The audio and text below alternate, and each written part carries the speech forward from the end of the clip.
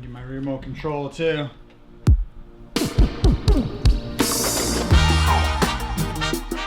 Me and Hook were working remotely on a bunch of tunes, and that was one that we knew had some really good energy to it, and we dug in deep on it, and we took that one as far as we could.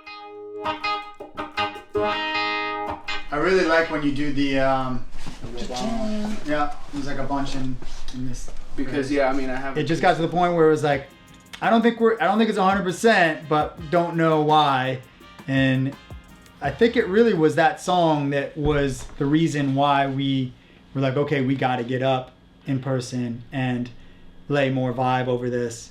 And then as soon as like Jay and Gary started hitting over top of it, and then we started, you know, vibing some more instruments on it in a real setting with the energy in the room, it was like, oh, that was what was missing.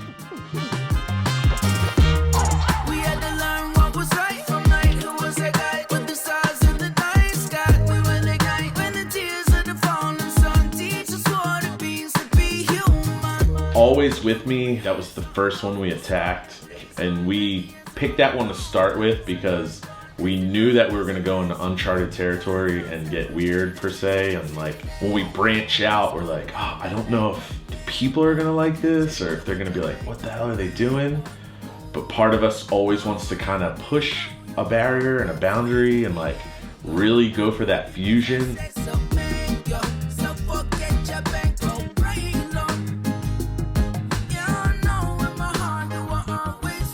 Lyrically, what Josh was saying in that, from what I got from it, and I, you know, when I heard him saying, you know, where it came from his soul, me hearing that too, you know, like my faith in the creator and like how I feel about life, you know, I never feel like I'm alone. There was just something about like that time that I wrote that song where I felt like there was like some force that was either like part of me or with me, you know what I mean? Or was me or something, but it was with me. And I think that song, like I kind of wrote it to be so that, you know, it can be about someone, you know, maybe someone you've lost, or it can be about someone who's still there. Or I like that there's like this juxtaposition of not being forthright about saying, you know, what it's really about for me. I love those messages that you can take into your own life, and no matter what you want that to equate to, you can make it hit home. For me, like I think of like my girl, like when, you know, that thought of like wanting someone to always be with you, or that someone is always there for you. And it comes in a spiritual sense too, when you think of, I'm not alone in this world, there's a creator or a higher power that's maybe overlooking me, that, you know, even in tough times I can keep hope. And maybe it's your homies where you're like, you know what, no matter how crazy this shit gets, yeah, I got a crew of people who they'll always be with me, you know, and to be able to rely on each other. And for us, like the song resonates with me as a band. I think about the dudes and I think about, yeah, these are characters in my life that will be family till the day I die, and they will always be with me. And I feel very comfortable and satisfied and stoked on the fact that I think they can trust and that I'll be that person for them too. Never be alone, you are always with me, yeah. Yo, don't do it because I say so, man. Yo, so forget your bankroll, brain low. Yeah, I know in my heart you are always with me.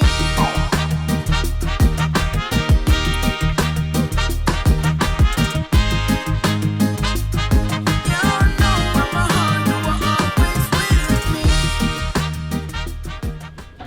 Song is gonna murder. That's gonna murder. We were working on a tune, cutting drum and bass for it, and Hook would go in that back room and he would just disappear, and we'd be like, all right, Hook's working on some lyrics or whatever, you know, and we would finish cutting drum and bass on a tune, and then Hook would come in and be like, y'all want to catch a little tease? And we're like, what do you mean? And he'd be like, well, just follow me. And he'd take us back in the room, and we'd go back in there, and he'd hit space bar, and it, you know, that shit's like the joy of making a record, where all of a sudden, you know, everyone's like, oh shit, like, you know, like the party's on in the room, we're all dancing, we're vibing.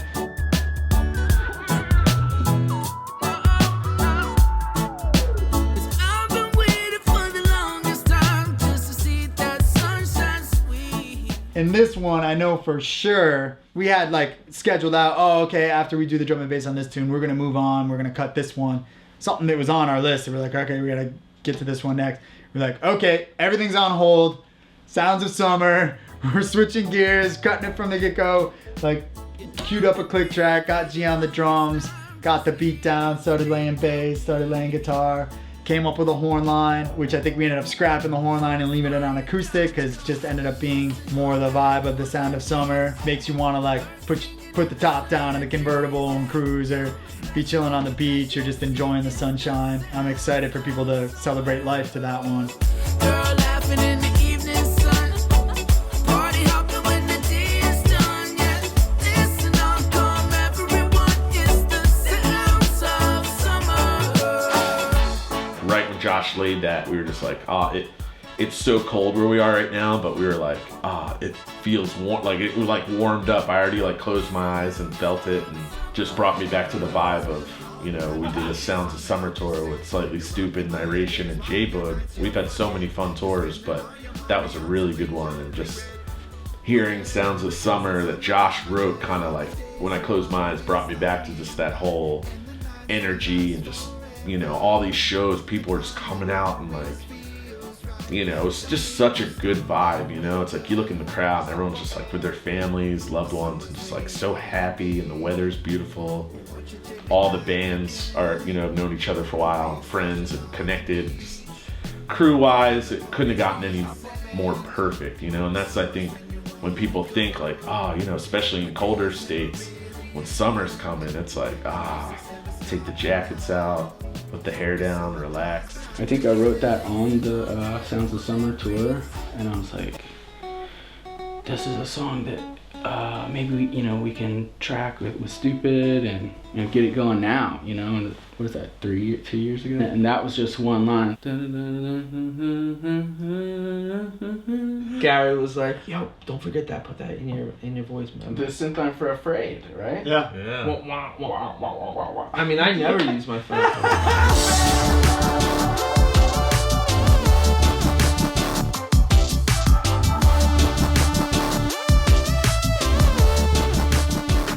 We're all musicians of many instruments, right? So like even Jay, he's like originally a guitarist, but plays bass, but also me and Hook like hear low end and we come up with bass lines. And then Jay, on this tune, we were like, man, we had put all the basics down. We're like, it just doesn't have the, you know, the thing to make it really feel like you got your funk face on and you're feeling it. And Jay was like, I hear this like low synthy, like wah wah. And Jay wrote this line and then we ended up tossing it in, but this here.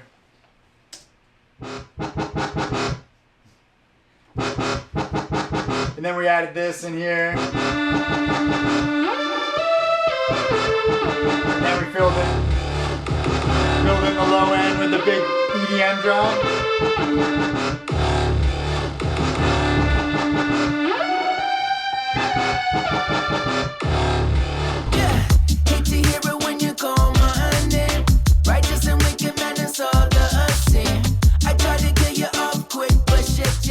Just another one of just, you know, not being scared in life, like pushing yourself to go past your fears. You say we cool, but sometimes we feel like we on fire. So I had like the idea, it was just one line on Ableton, and I'd written like a bass line to it and a drum beat. It was real slow. It was like depressing in a way, you know? And then I think what we were listening to it in the room, sped it up a little bit, and then G and Matt came in and we kind of workshopped ideas to it. Josh again like went in his room and just came out with like a gem.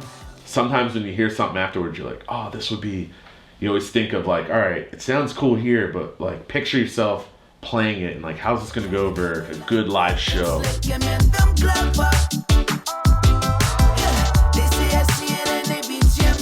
We've been working really hard over the years to make the live show an experience. And part of the experience for us is like get people moving, get people like getting the 6-pack of abs, crunching so hard during the set, bobbing and weaving, you know?